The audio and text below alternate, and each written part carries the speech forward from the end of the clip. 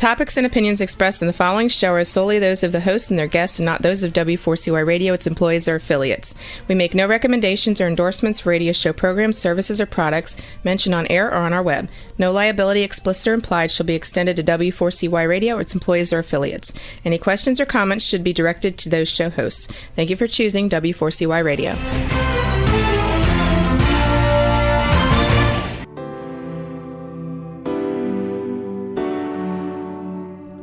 Welcome to the Legacy Leavers series on Success Secrets Exposed. Tune in live every Tuesday at 7 p.m. Eastern Time or Wednesday mornings in Australia on W4CY Radio and Talk4 TV. The series showcases experts, changemakers, and disruptors leaving a lasting legacy with those sharing their wisdom with the world. Good morning, good afternoon, and good day to you all, and welcome to another episode of Success Secrets Exposed. Today's topic is conscious sales, and today we have an extraordinary guest, Nina Concepcion, a multi-six-figure conscious sales coach, speaker, mentor, best-selling author, and the CEO at the Institute of Conscious Sales. Now, Nina has inspired tens of thousands of people globally. She's been featured in Entrepreneur and Yahoo Finance and spoken at Tedx UK and has been part of Sydney's Mind, Body, Spirit Festival and even more. Now, her institute supports entrepreneurs in 16 countries with transformative courses and programs. Now, she's actually known as the Naked Coach, and Nina combines mindset, energy and skill sets in her best-selling book, The Naked You. So please help me welcome to the show, Nina. Hi, thank you for having me. You're very, very welcome. Thank you so much for joining us today and sharing with our audience. I'm excited to have you as a guest. Thank you. Yeah, me too. Yeah, cool. I'd love to start, and I didn't want to do any spoiler alerts at the beginning, so I'd love you to share a little bit of your backstory of how you have come to where you are in this conscious sales space. Oh my goodness. I'm going to do my best to condense this story into a shorter version. But I guess I was always that strange kid in high school that was always asking existential questions at a very young age. So I grew up as a Catholic, being Filipino, that's my background. And I remember being in religion class and asking, why did Jesus have to die for us to go to heaven? What's the purpose of life? What do we do after we get a job? Then what? Like, surely there's more to life than just studying, getting a degree, working and dying. And people couldn't really answer my questions. And so when I finished school, I studied in university, which was just something that I thought made sense. It wasn't really anything I was passionate about. I remember going to the careers advisor and even asking them, what do you think I should do? Like, can I have some ideas of what I could study? And I found that it didn't really help. So I ended up venturing down exercise physiology. That's the degree that I have. But halfway through my degree, I had in between my double degree, actually, because I realized I didn't want to do that. So I started to do a double degree in PE teaching. And in between my double degree, I've always been someone who has loved working. I've loved earning my own money. I've loved being of service. I've loved getting out of the house and just keeping busy. And so in between my 3-month uni break after my first degree, I remember thinking, I've got 3 months. Why don't I just go and get a part-time job or a full-time job for those 3 months? Yeah. And I thought, what am I interested in? What's something that I would want to learn? I've always been fascinated by property. Every time I go to someone's house, I always want to say, like, can I have a tour of your house? Can you show me what your house looks like? And I remember I applied in Australia. We have something called Seek. I'm not sure if this is an international broadcast or not, but in Australia, we have something called Seek, which is an online platform for looking for jobs. And I remember I applied for every single receptionist role on Seek. There were so many pages, hundreds of applications, because I thought, I'm a people person. I'm happy to answer phones, and then I can learn about real estate. And one place called me back. I had no experience whatsoever. But they called me in, and long story short, I applied for a 3-month receptionist role, but they offered me a 12-month sales role. Yeah. So completely not what I asked for. But it was the first time in my life where I was posed with making a decision between choosing something that I knew I was unhappy in, but I was comfortable in, and something that had the potential for more, but was way outside my comfort zone and was not exactly nothing that I was looking for, right? And at the time, it felt like a really difficult decision. And I talk about this a little bit on my TED Talk. But really, I'm the sort of person where I would rather try something and fail than wonder what if. I don't want to get to the end of my life and wonder, what if I could have done better? What if I did this? And what if I did that if I wasn't scared? And so I thought, you know what? I'm not enjoying what I'm doing at university. I may as well give this a go. So I deferred my double degree, and I worked in real estate for a year. And that's really when I got trained in sales. And my boss at the time was incredibly integrity driven, and he was the best mentor that I could have had at that time. And it was my second year in real estate. I had bought my own home, moved out of home. I was like 21.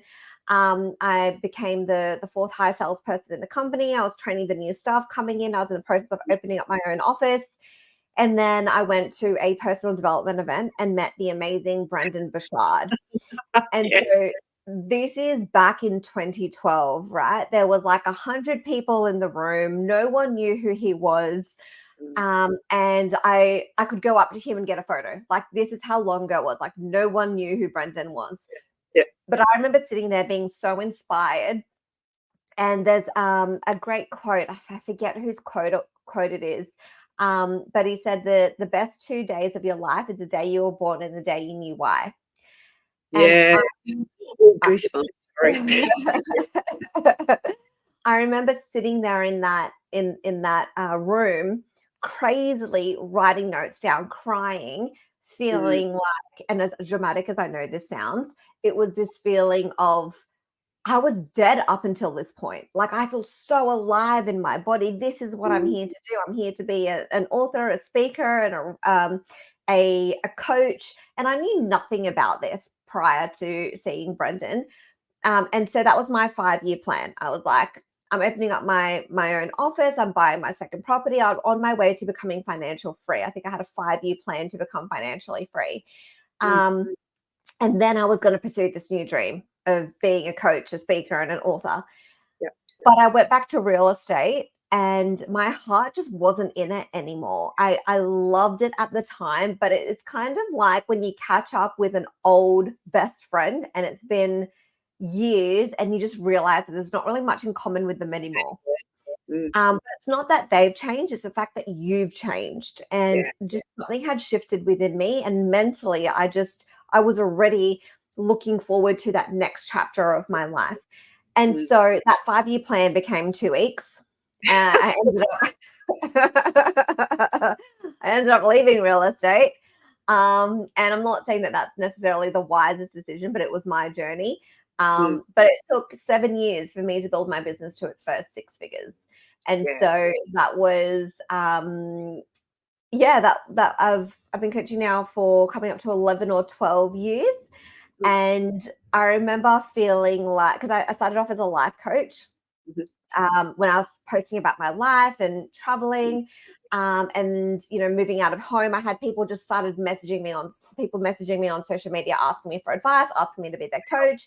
And so I was their life coach. And then I started doing life and business coaching, and I just found that there was something still missing for me. And I remember it was 2020, just before COVID. And I remember thinking to myself, there's some really great books by T. Harv Eker. And one of the things that I got obsessed with looking for an answer for was, where do I provide value in the marketplace? Where is something that the marketplace values, and where is the value that I can uniquely and specifically provide to that marketplace?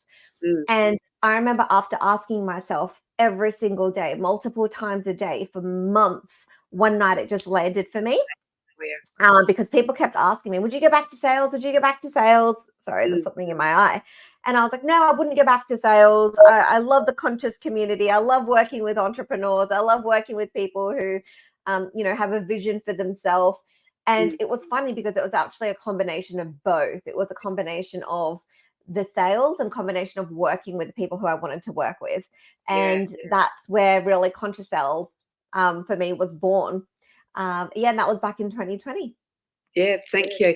And do you think that mentor that came out of real estate is the pinnacle, as it related to the you mentioned integrity, and a lot of people, when we think of sales, will automatically go used car salesperson, sometimes real estate person, and go, they're just trying to sell me stuff. Even as speakers at the front of the room, do you think because you had a good mentor in the beginning as it related to sales, that gave you the heart, the real truth that sales is, which is that service element? Was that absolutely? Yeah. It's something that I talked about on my TED Talk, but it's one of those things where I'm already someone who's quite strong in my own values anyway, but to have a mentor who has an alignment of values and who can pave a bit of a path for me of, you don't actually have to be anything other than yourself. And it's not necessarily that he said those words, but he never put any pressure on me to be pushy, to be manipulative, to lie. And I remember one of the things he said to me was, if a customer is treating you with disrespect, you don't have to work with them. Like, just tell them I won't be spoken to like that, which is definitely very different to, I guess, most sales culture. It's like, no, you got to do whatever you need to do to get the sale. The customer's always right, even if they're treating you like crap. And when I started out in real estate and I was posting on social media, I had a lot of people ask me, should I get into real estate? Or I've started real estate and this is what's happening. What do you think? And I said, and I'd always tend to attract people who have the same values as me. So I'd say to them, what's your mentor like? What's your boss like? What are they inspiring or encouraging you to do? Because if there's a clash in values already, it's very difficult to learn the ropes, especially in a role in an industry that you're new to, if you don't have a empowering role model.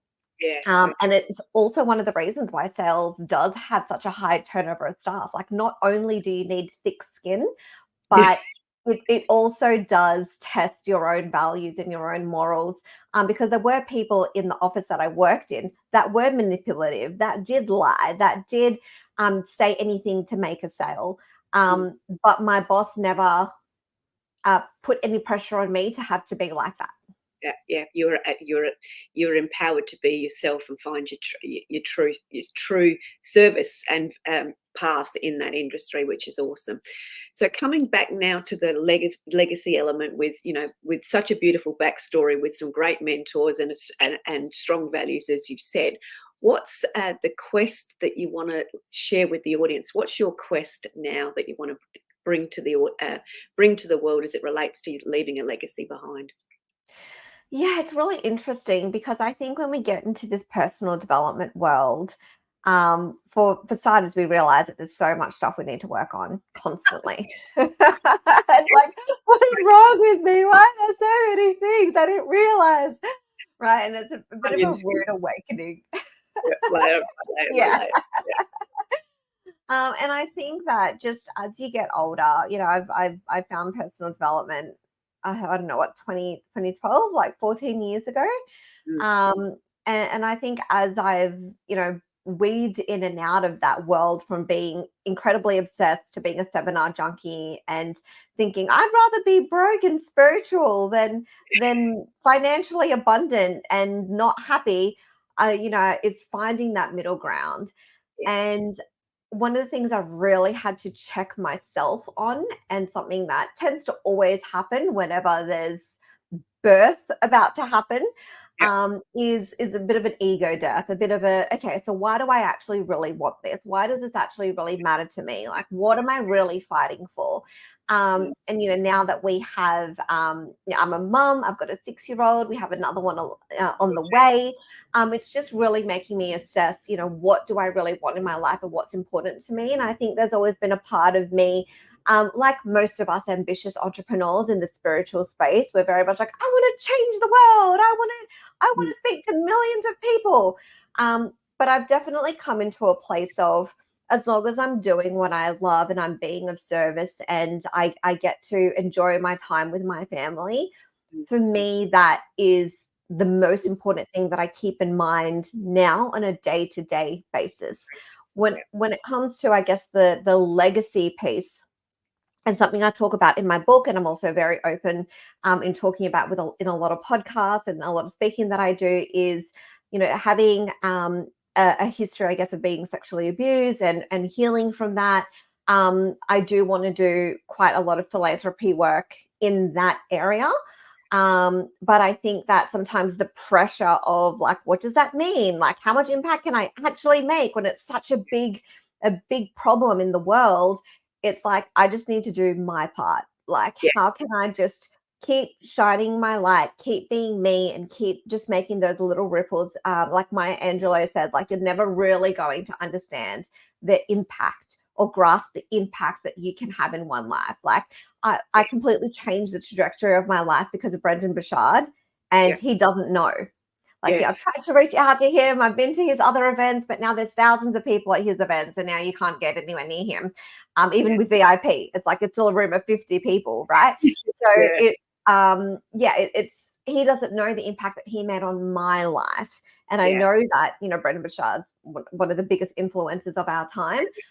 However, even when I talk to people in this space, like, Sally, a lot of my other friends who are entrepreneurs, and, we're entrepreneurs who are relatively small fish compared to someone like Tony Robbins and Brendan Burchard. But we all have stories of people saying to us, oh, that one thing you said to me 5 years ago, or the one thing you said to me a decade ago, did you know that I've gone and done this now? And it's like, what? Like, that's amazing. I didn't know that that's what you've done. And so we really just I don't think we can truly grasp the impact that we make. And I think, for me, rather than focusing on, like, what's my legacy, I'm focusing on how can I just show up as the best version of me for me, my family, and then my wider community. Yeah, and then as a result of that, the ripple effects, as you say, that just those, and isn't it those little tiny incremental ripple effects that actually do make the legacy up? So I think that's such incredibly wise words.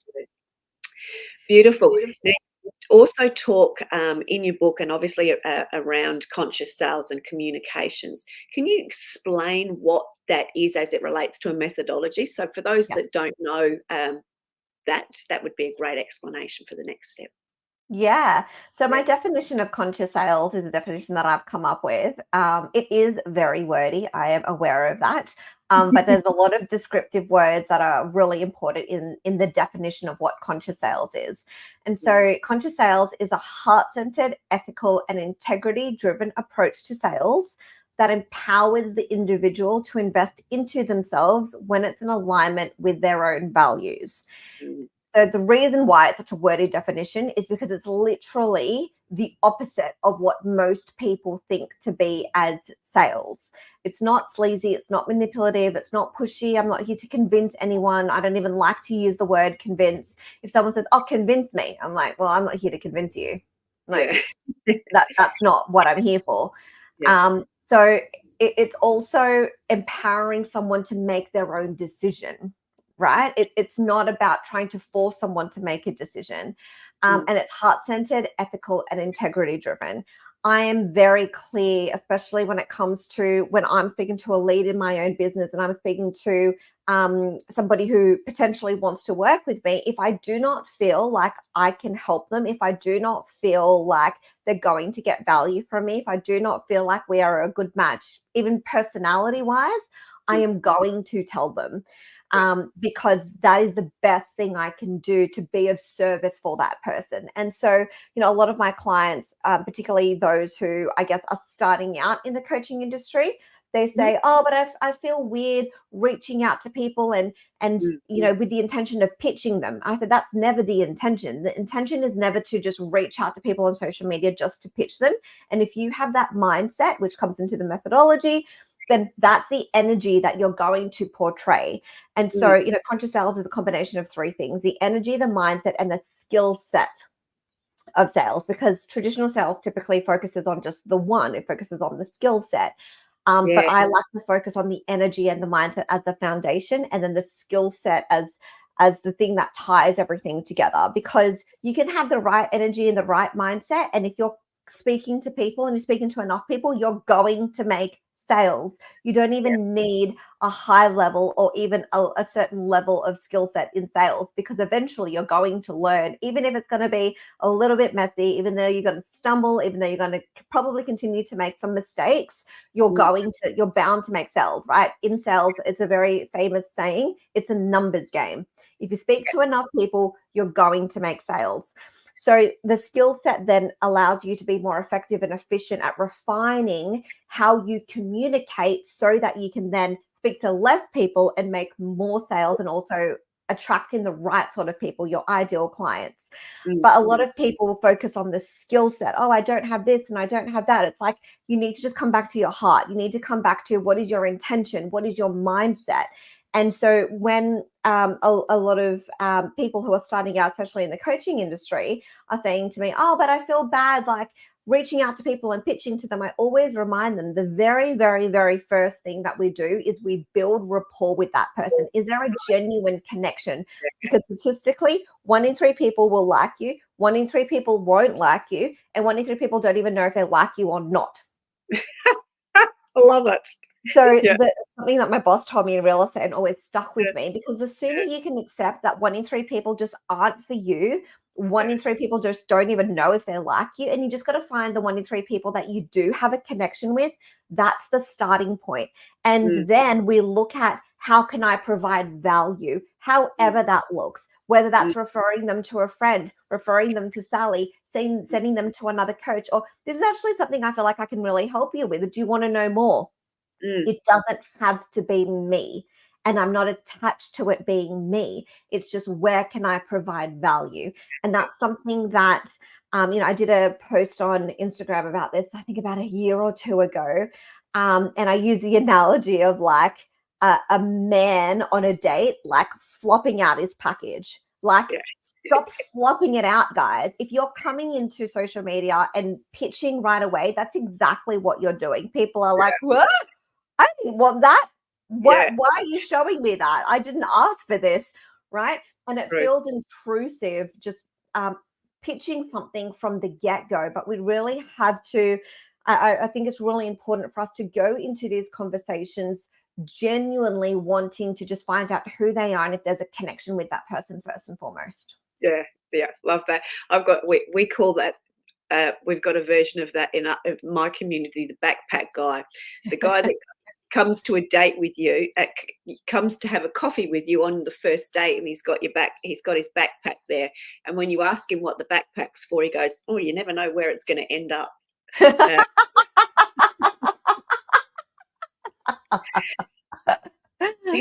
Yeah, similar scenario. So I love that you came back and when you were talking about the number of resumes that you sent out, and I was sitting there going, oh yeah, and I actually muttered law of large numbers. And of course you've talked about that. That's sort of the term that everybody has heard, but ultimately it's the law of the right connection that actually enables the efficiency and the right people to land in your place, which is that conscious element, which you mentioned and expressed beautifully. Thank you.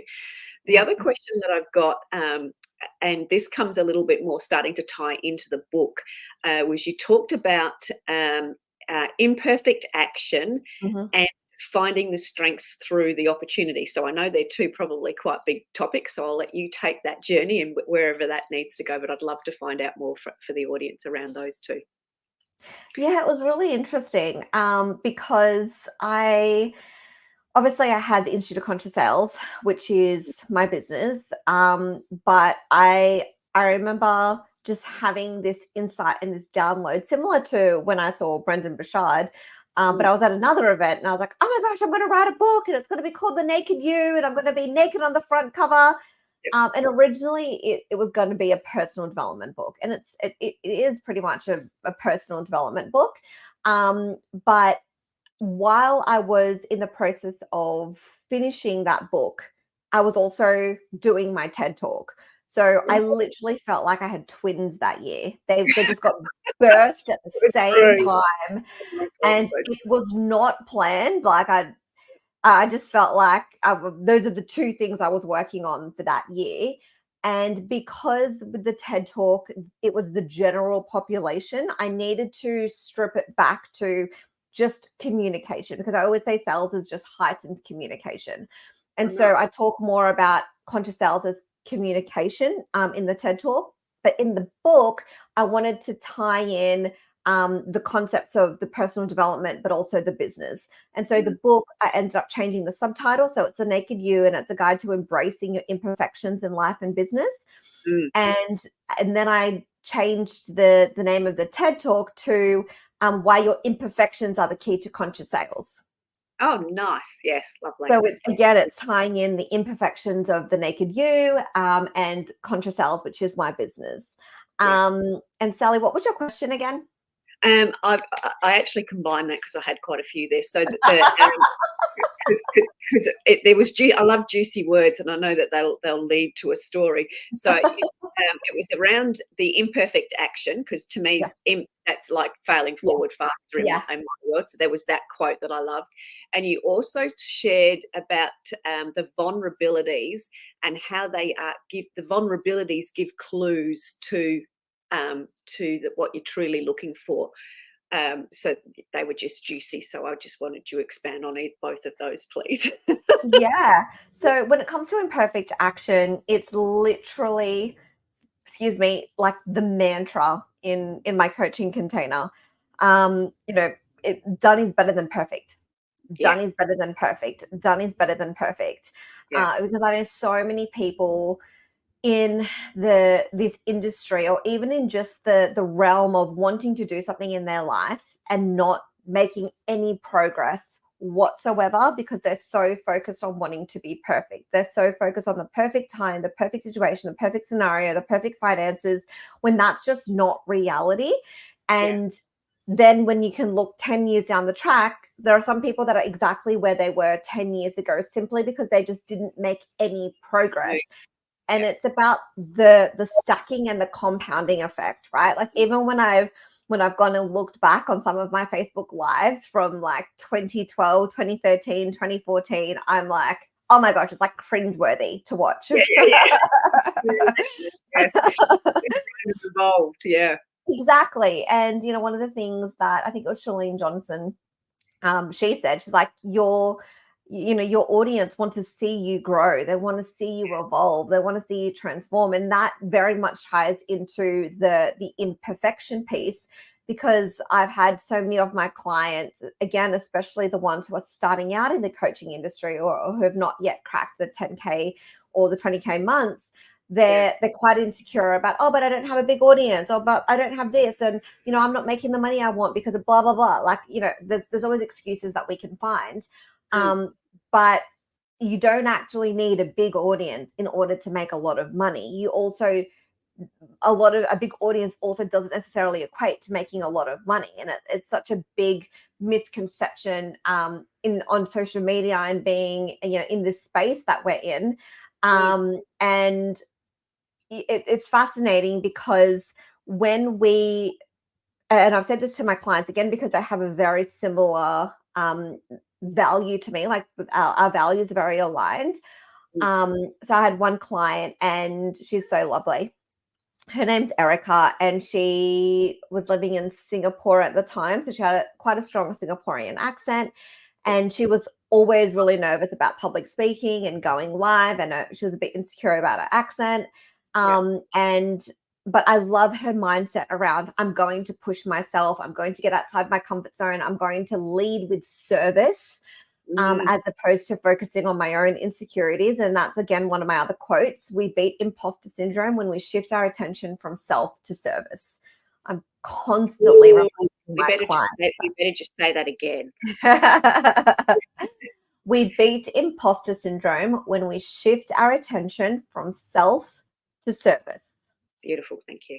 And so she really embodied that. And I remember we were having a session, and she said, I really want to challenge myself. And I said, okay, why don't we do 7 days of lives? Like, the only intention is for you to get outside your comfort zone and for you to get more comfortable speaking and sharing about who you are and what it is that you do and the value that you provide people.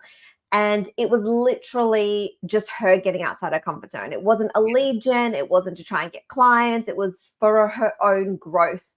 And she said, but what do I do on the first one? I'm so nervous. Like, what do I say on the first one? I said, say that.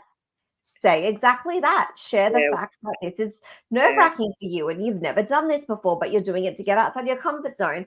I said, the more real you are with what's actually going on with you and you share that with your audience, they're going to feel like, again, what Shalene Johnson said, that they're coming along the journey with you. Anyway, so long story short, she ended up doing it. And then there was one person who watched her live every single day. But she didn't know about it. But then this person messaged her at the end of the 7 days and ended up becoming our client. Yeah, how beautiful. And that is the imperfection of success when you're outside of your comfort zone. And there's also, so I remember something that one of it was my first ever spiritual business mentor. So after I left real estate, I found a mentor. And one of the things he said to me, and it also ties very much into the teachings of Dr. John Demartini, which is why I feel so blessed that I could interview him in my book. So the interview of that is in my book, and he wrote the foreword for my book as well. But one of the things that I learned from my mentor and from Demartini is the fact that the people can tend to automatically pedestal you if they see you as the authority, if you're the speaker, if you're the coach, if you're, the person teaching something. So the sooner you can pull yourself off the pedestal, the sooner they can see you as, like, it's achievable for me too. Because what happens is when we pedestal people, we unconsciously want to pull that person down or be higher than them. It's just something that we do unconsciously. And so when it comes to sharing our imperfections, and in the book, I do talk about, how we can do this effectively without airing out our dirty laundry and people losing respect for us, because there is a balance. When we can show up in a way where we can be vulnerable, we can show our imperfections, but we're still, sharing what we've learned and the experience that we've had in a very effective and efficient way, then we also tend to attract clients that have we don't attract clients that have an unrealistic expectation of our service. So I found that the more that I was myself, the more that I was upfront with, I make mistakes, things happen. It's just, I'm not trying to be perfect. The more that my clients were just so easygoing, the more that they were, they just didn't have this, I guess sometimes I think we all have that experience of having a client that it's like, how come you didn't get back to me? It's been 5 minutes, right? That's incredibly demanding. I don't want to work with those sorts of clients. I call them, I call my ideal clients solar line clients, SACs. And so someone who's like that is not an ideal client of mine, but it starts with you. If you want to attract a certain type of client, how are you showing up? What are you portraying? And what are you giving out into the universe? Because that's what's going to come back. Yeah, beautiful. So coming back to that story of the vulnerabilities and coming back to the energy and the often, I'm going to use the word fear, the fear that people that are starting out going like your client said, oh my God, what do I start? Where do I share? Because I can actually hear a lot of my audience and a lot of the audience going, yeah, that sounds scary, but I'm not really sure I want to do that yet. And I know you said, just get out there and say that. If you were to give a sort of a list of some of the things that people could do to share more of themselves in that imperfect way, what would some of those suggestions be? Yeah, since we're talking about conscious sales, the single biggest activity, we've got in real estate, my boss told me about highest paying activities, income generating activities, right? Absolutely. Guys, if you are just posting on social media constantly, that is not, it's not necessarily what's going to bring in money for you. Like, it's just not. you need to be having conversations. You need to be having one-on-one conversations with your leads, with your audience, finding out what they're actually wanting, what they're needing, and building a relationship with them. Selling one-to-many is a different skill set to selling one-to-one. And if you're not having those one-on-one conversations, you don't know what to say when you are selling one-to-many. And so the single biggest thing that I share with people who are fearful of getting out there is, how can you just increase the amount of conversations that you have on a daily or a weekly basis, where you're getting to know people, you're building rapport, and you're finding out how you can be of value. Like, it literally just starts from there. That is the bread and butter of business, of building, a brand, of finding clients, is just speaking to people. If you're not speaking to people, it's very, very hard to make sales, right? There's definitely a bit of a entitlement in the personal development world of like, no, I want people to come to me. Yes. Like, even my mentor, who's made millions, is like, I still reach out to people. Yeah, absolutely. Yeah. So, and I talk about this again on my TED Talk.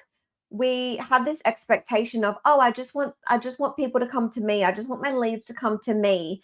And it's like, that's like getting into a relationship saying, you've got to put in all the effort. Absolutely.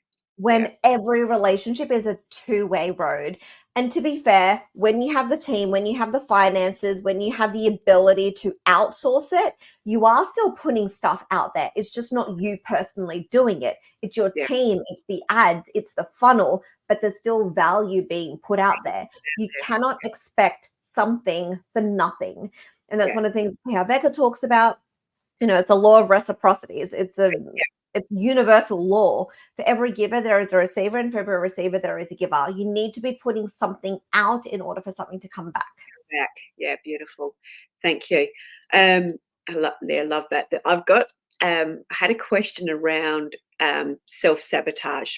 But I'm going to just change that up a little bit, because I think one of the things from my own experience, and I see this with my own clients, when they're getting the content out there and they're having those conversations and they're learning what their value is and having it reflected back, because people are having aha moments and all the rest of it. I feel that actually reduces the potential of your own self-sabotage. Absolutely. I'll let you expand on that from a conscious sales perspective. Yeah. So it's one of those things where, again, we beat imposter syndrome when we shift our attention from self to service. Yeah. If we are not getting outside of ourselves and having conversations and really listening, right? It's one of the biggest difference between like conscious sales and sleazy sales is you can tell when you're talking to someone and they're trying to sell you something and you can't even get a word in. It's like, oh my gosh, will this person just shut up so I can tell them I'm not interested, right? You're like looking for a gap and just like, oh, stop talking so I can tell you I don't want to listen anymore. So if you're able to really listen to someone, it gives us perspective. Always, especially our leads. I don't know how many times, and this is a slightly different example, but it will make sense. I say to my clients when they get their first few coaching clients, make sure at the end of every coaching session, you ask that client, what was your biggest takeaway? Yeah. 80% of the time, it's something that they didn't think. 80% of the time, it's really? That's what you took from the session? That's not what I thought you'd think. And I'm not telling them to say that. But when they're talking to me and they're reflecting on what the biggest takeaway was, it often isn't what you think it's going to be. And especially if we're putting all this pressure on ourselves to have to be a million miles ahead of someone before we can teach them, which we don't, we need to be one step ahead of them. Correct. Yeah.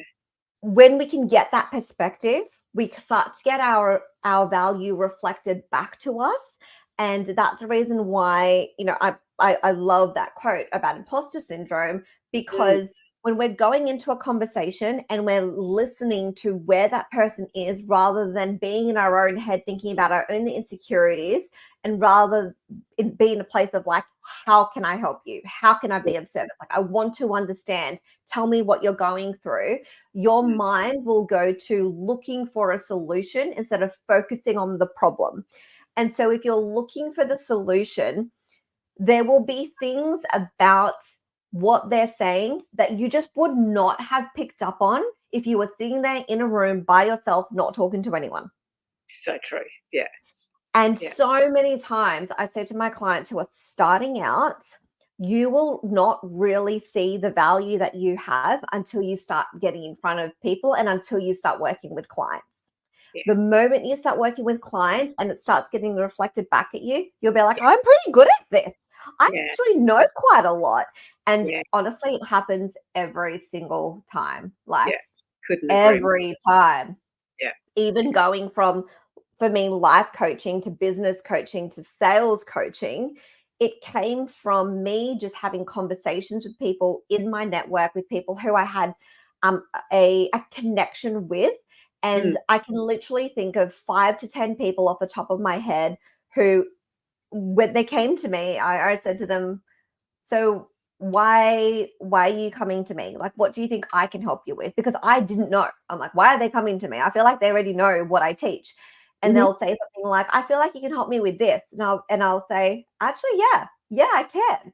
And it's opened up a different realm for me that if I wasn't listening, if I wasn't in that mindset, if I didn't have that one-on-one conversation with them, if I wasn't open, I wouldn't have realized that there's another little element of value that I can provide for a certain type of person. I wouldn't have known that unless I had those conversations. Yeah. And so I say to a lot of people, like, you just need to get out there. You just need to have more conversations and you just need to be open to what it is that they're saying. And again, ask yourself, how can I provide value to you? Where can I be? And I literally will ask people, you know, Sally and I know Jem. I wouldn't be surprised if he's been on here as well. And when Jem and I, when Jem and I connected, I was like, you know, how can I support you? Like, what can I do to support you? And it can be as simple as that. And it could turn into a friendship. It can turn into a collaboration. It can turn into a client. It can turn into a different business opportunity.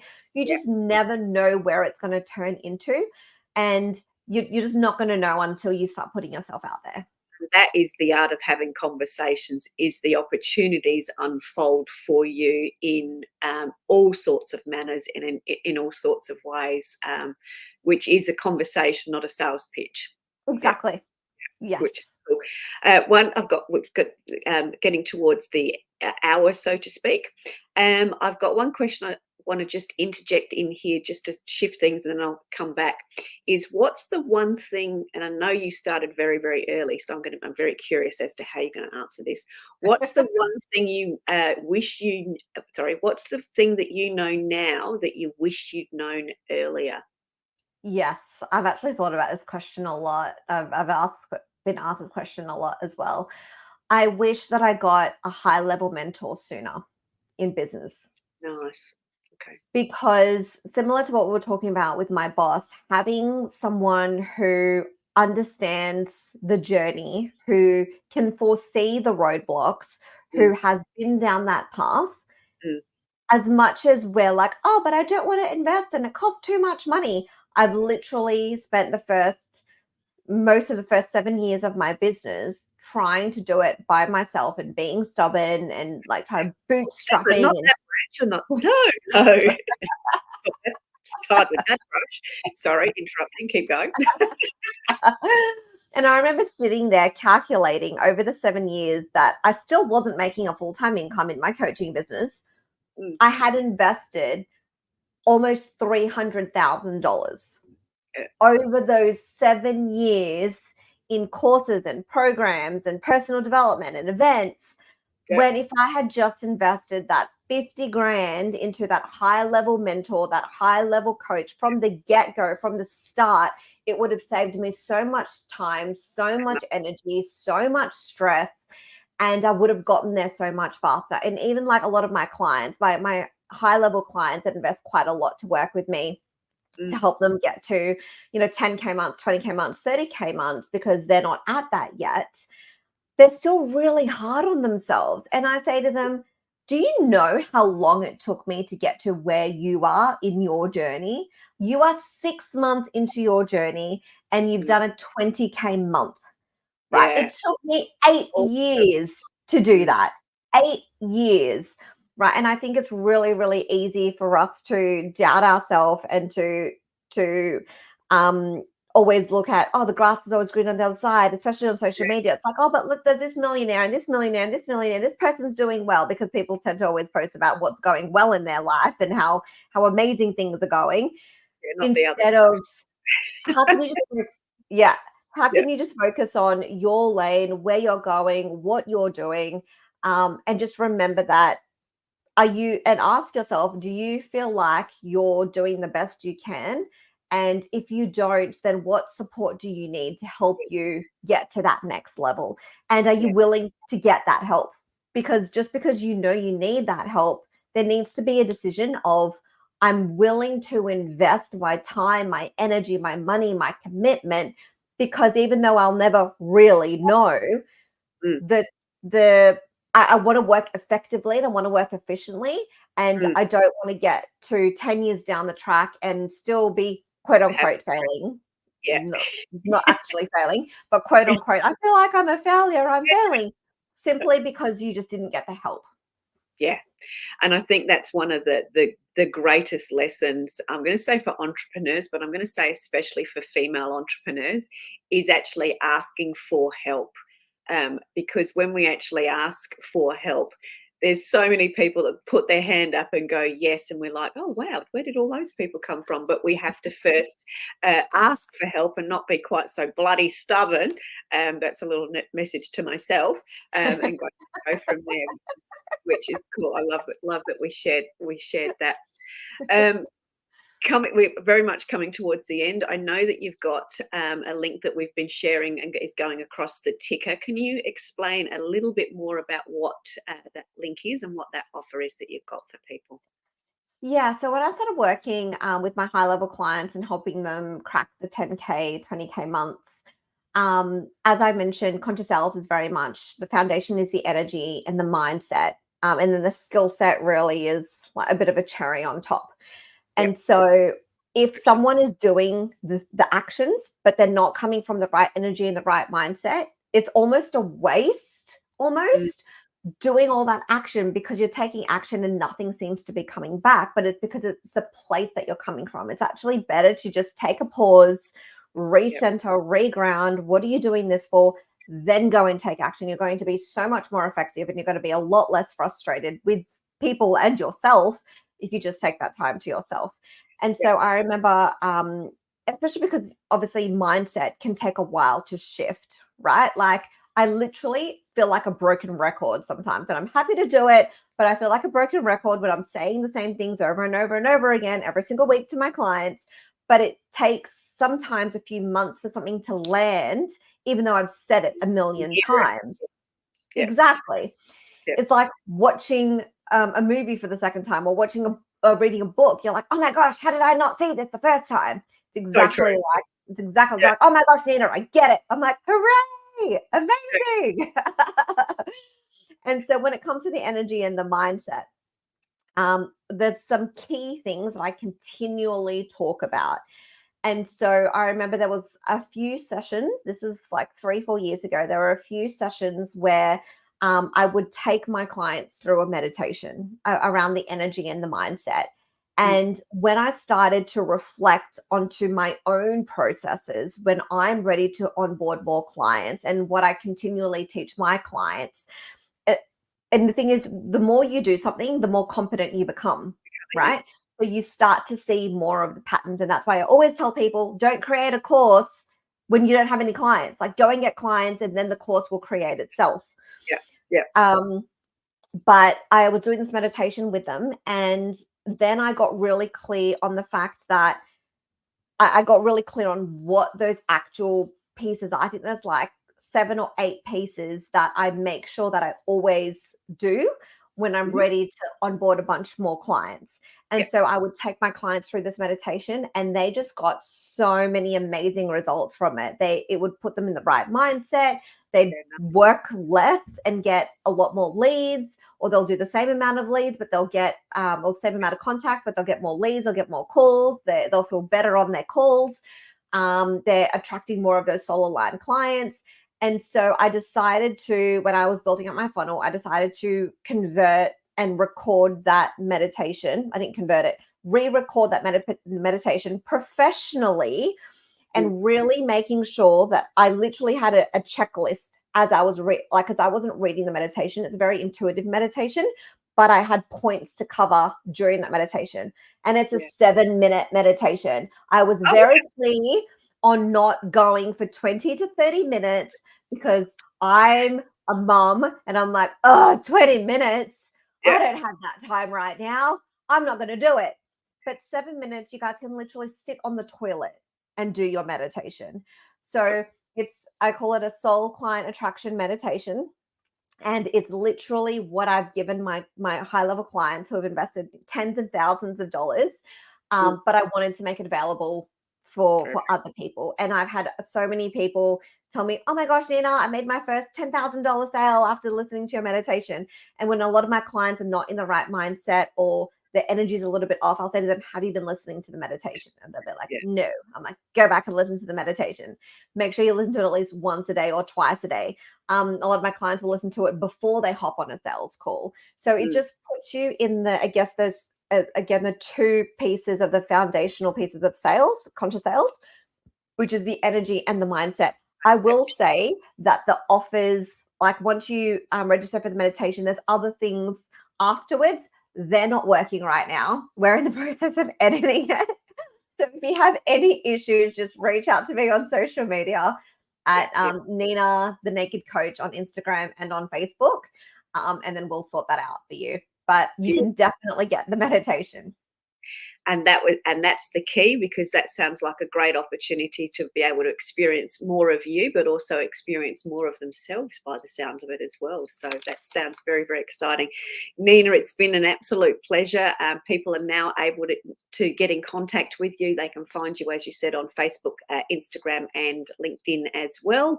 And as you can tell, an absolute gem and a powerhouse and full of wise wisdom. So Nina, thank you so much for sharing with us today. It's been an absolute pleasure. Thank you. And we will look forward to seeing you next week on another episode of Success Secrets Exposed. Bye for now. Remember, if you want to be sought after and sold out, as well as being known as the obvious expert in your industry, you need to speak with Sally, our host of Success Secrets Exposed. Sally is the founder of Monetize Your Content, a done-for-you content marketing agency that helps you be easy to buy. See you next week on another episode of Success Secrets Exposed. Tune in live every Tuesday at 7 p.m. Eastern Time or Wednesday mornings in Australia on W4CY Radio and Talk4 TV.